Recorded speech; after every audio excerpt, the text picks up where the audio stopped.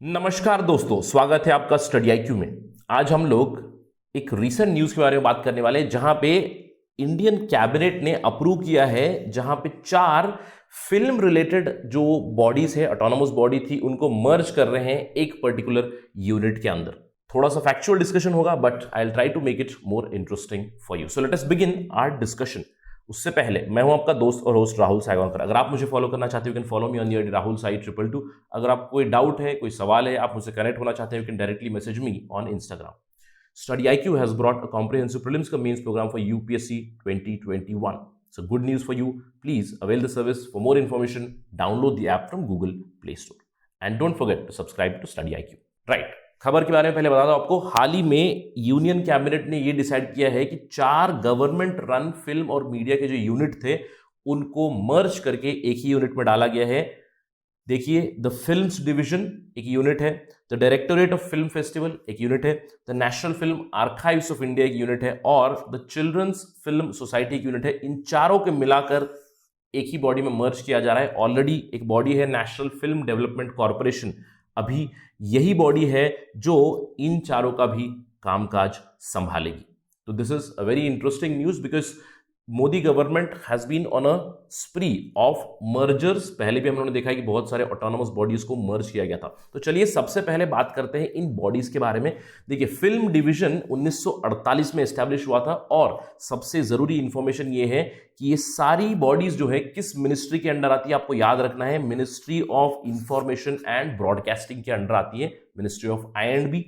All the bodies are under that, right. The first body film division वो setup in 1948। सबसे पुरानी unit है ये और इनका काम क्या है? इनका काम है कि ये डॉक्यूमेंट्रीज तैयार करती हैं और न्यूज मैगजीन्स तैयार करती है for publicity of government programmes. और एक बहुत ही इंपॉर्टेंट जॉब है इस फिल्म डिवीजन का, वो है सिनेमैटिक हिस्ट्री को रिकॉर्ड करना। इंडियन सिनेमैटिक जो भी हिस्ट्री है जब से शुरू हुई है उसको उन्होंने बरकरार रखा हुआ है। और अगर आपको देखना है, you can visit the national museum of Indian cinemas.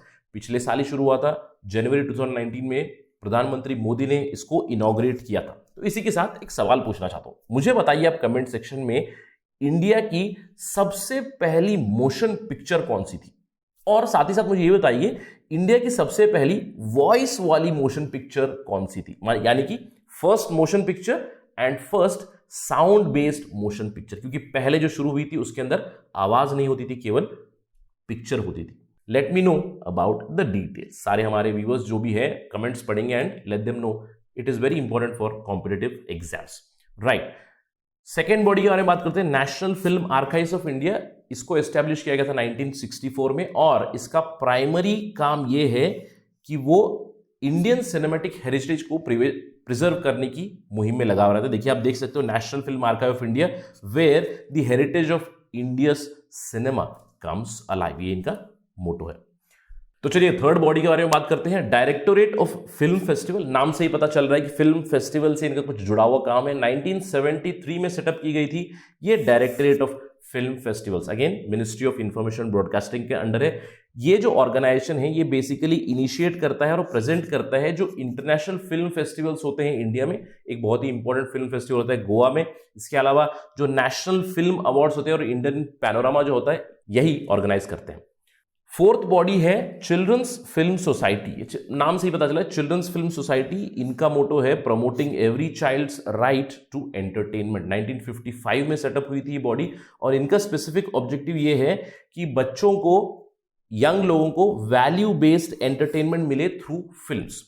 तो इस मुहिम में ये लगे हुए। ये चारों बॉडीज को अभी एक ही बॉडी रेगुलेट करेगी, that is NFDC cinemas of India. Now NFDC Mumbai में बेस्ड है। 1975 में मिनिस्ट्री ऑफ आई&बी के अंडर इसको सेटअप किया गया था।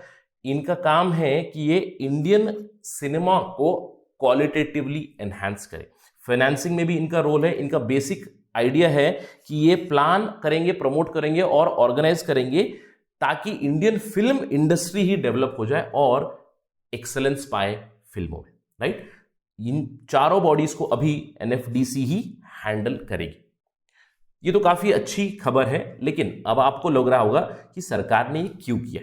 देखिए, सरकार का एक्सप्लेनेशन ये है कि हम लोग ये जो फिल्म यूनिट है इनको मर्ज करके एक कॉर्पोरेशन के अंडर ले आ रहे हैं, NFDC के अंदर। इसकी वजह से कन्वर्जेंस आएगा, इसकी वजह से बेटर कोऑर्डिनेशन आएगी, सिनर्जी आएगी और एफिशिएंट काम हो सकता है। इसके अलावा हम लोग एक गेस भी लगा सकते हैं, कोविड 19 की वजह से गवर्नमेंट फाइनेंसेस के ऊपर एक सवाल उठ चुका है, हिट आ चुका है, तो इसीलिए सरकार ने यह भी कहा है कि merger will lead to reduction of duplicate activities और जो हमारी फंड है, एक्सचेकर है, उनके ऊपर लोड थोड़ा सा कम होगा, सरकार का खर्चा कम होगा। ये उन्होंने रीजन बताया है। तो अगर हम लोग बात करें इस मर्जर के बारे में, देखिए काफी अच्छा एक्सप्लेनेशन तो दिया है। जब भी मर्जर होता है तो कहते हैं कि बेटर कोऑर्डिनेशन होता है, बेटर कन्वर्जेंस होता है, सिनर्जी आएगी, पैसा बचेगा, ये सब चीजें तो हमें पता है। लेकिन जब भी मर्जर होता है, जब भी दो बॉडीज को जोड़ा जाता है, तो कुछ कंसर्न जरूर रेज हो जाते हैं। देखिए मैं आपको उदाहरण देता हूं। अभी 4 बॉडीज थी, इमेजिन कीजिएगा कि 4 बॉडीज में 10-10 एम्प्लॉइज थे, 10 लोग उस डिपार्टमेंट का काम कर रहे थे। अभी वो सब मिलके एक ही डिपार्टमेंट में काम करेंगे, यानी कि 40 लोग will be added into NFDC, right. तो क्या उतने लोगों की जरूरत पड़ेगी? तो कैसे एफिशिएंसी बढ़ेगी? अगर आपको एफिशिएंट बनना है, अगर आपको पैसे बचाना है, तो आपको काम भी स्ट्रीमलाइन करना पड़ेगा। आप अभी 10-10 लोग हर डिपार्टमेंट से ले आकर एक ही डिपार्टमेंट लाएंगे, तो do you need that much of man power? इसके ऊपर सवाल जरूर उठ जाता है। तो जब भी मर्जर होता है उसके ऊपर कंसर्न जरूर उठ जाते हैं, और जब भी सरकारी दफ्तरों का मर्जर होता है, सरकारी बॉडीज का मर्जर होता है, तो सबसे जरूरी चीज आती है एम्प्लॉय रिट्रेंचमेंट के ऊपर, यानी कि will employees be fired now? जो पुराने डिवीजन के थे, जैसे कि फिल्म डिवीजन है, क्या वहां से एम्प्लॉयज फायर होंगे? अब अगला सवाल यह आ जाता है कि इंटरेस्ट ऑफ एम्प्लॉयज को कैसे मेंटेन करें। चलिए मैं आपको उदाहरण देता हूं। हाल ही में हम लोगों ने देखा कि बहुत सारे बैंक्स का मर्जर हुआ है, और बैंक के मर्जर में इशू आ जाता है ट्रांसफर का, किसका ट्रांसफर पहले होगा, किसका प्रमोशन पहले होगा।